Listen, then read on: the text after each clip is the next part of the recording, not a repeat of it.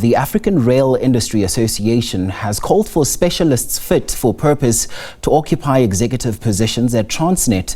The organization is an industry representative body operating under the National Railways Safety Regulator Act and a key sector in driving economic growth and integration on the continent. Transnet has seen resignations of key executive members, including its Group CEO Portia and CFO Nonkululeko, Dlamini, as well as CEO of Transnet Freight Rail, Siza, Mzimela. The freight and rail state-owned entity has also seen its former chairperson Popo Molefe resign as a board member of the board. Now, developments at Transnet have prompted calls by the Mineral Resources and Energy Minister Gwede Mantashe for an investigation into what he describes as an exodus of executives at the state-owned entities. To the SABC Economics Desk, a special broadcast. This is where we are accommodating today the CEO of the African Rail Industry Association, ARIA. They're here with us today at the SABC Auckland Park Studios in Johannesburg, just to let us in on the work that they've been doing over time as an organization. And we know very well that they are coming through as an organization that accommodates two of the largest and important entities, this being Transnet and the Passenger Rail Agency of South Africa, PRASA. So here we know very well that the SOEs have been going through the most, and we thought it's prudent that we look at how the economy has been doing using ARIA here today to explain also and go into detail around the work that they're doing with these all-important state-owned entities. A very busy organization, this being ARIA, but we thank you very much, Mesela Kope-Nhlapo, for making time for us here on the SABC today as we try to understand what is happening, the state of these SOEs, also looking at just the economy, how the economy has been faring. But I think it would be prudent for us to start in terms of just understanding your organization, ARIA. What do you guys do there at ARIA, and how do we then see you just feeding into these state-owned entities? Good day. ARIA is an industry body. We represent private and public operators now that Transnet is a member of ARIA, and they sit on the board of ARIA. Manufacturers, original equipment manufacturers represent their interests, and their interests vary. We are an export that is recognized by the Department of Trade, Industry and Competition. Our duty from an association point of view is to build the market, the manufacturing industry, so that we can feed into the export leg and then also respond to the intra-Africa trade. The state of rail in the country has not been one that is on an upward trajectory, but we're seeing you as an organization coming through to try by all means to work with Transnet, for instance, to mitigate where rail is concerned. Maybe let us in on the industry, the rail industry. What has been happening over the years? From the Transnet perspective, we have done work to review their financial over the past 10 years, and we have noticed a trend in the downward trajectory of the backlog in maintenance, and you quantify it, the huge salary bill that they have, you quantify it. But when you see the maintenance is dropping, but the volumes are dropping, but the profit is going up and the salaries are going up, it does not make sense. What would you say then to those that would say, I mean, over time we've seen some of these, state-owned entities not faring well because of the fact that we don't have the right people in place, and that then would see strategies, turnaround strategies, not being able to be seen through? I'm generally not worried about the skills.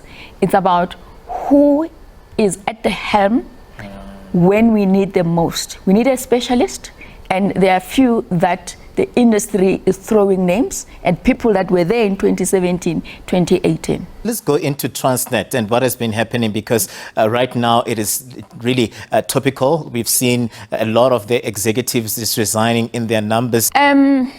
The minister, when the board presented the annual financial statement, did give the board a directive that gave them about two to 3 weeks to look into the skills of the executive, if they are appropriate for where Transnet finds itself today. So the resignations, they maybe have been informed by what the minister had said. We don't know.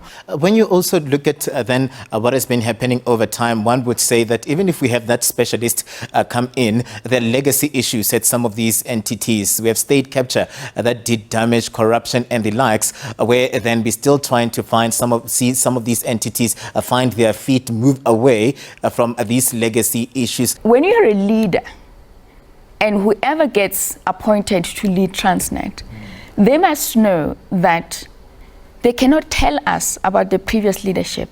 When you go into the job, when you accept the responsibility, you're saying that, as is, I'm taking responsibility of this institution. And we don't expect that when you give us the report on the future of the railway industry, whether within South Africa and looking to the continent, you tell us about the previous leadership. A leadership comes in knowing what is the state of a company, and they take responsibility for the company from day one. What do you make of the role of the Public Enterprises Minister in all of these things that have been happening at state-owned entities like Transnet and Portia? My question is, when we ask about the CEOs, then we ask about the minister. I'm saying in terms of corporate governance, who was supposed to hold the executive accountable? It's the board. It's the board. In the middle. Okay, why are we not asking about the role of the board in this period? Why are we now singling out the minister and the CEOs? Because before it goes to the minister, the buck must stop with the board. The decline we've seen, we cannot attribute that to individuals. What do you say to those that have been, throwing assumptions that there've been moves to try and privatize Transnet and try to see Transnet move into the private sector? Really, is there any, truth to these developments that people have been picking up over time? Government is supposed to repair the infrastructure. They had said they come out that they're not buying rolling stock anymore. Cool bananas. But government does not have money. What do we do when government has an obligation but does not have money? We still need to find other ways like concession to resolve, because we need to get going as an economy. But the land still belongs to the state. Mzimela, thank you very much, and we wish you everything of the best. I mean, you're saying it's not easy, but you have to navigate as you carry on this responsibility of country duty, because at the end of the day, we'll still come back to ARIA to say, what have you guys done? What are you guys doing to ensure that we see an economy that is prudent? How soon would you like to see the executive there at Transnet? How soon can we expect to see the replacement of those that have left now? Yesterday. Are you hopeful?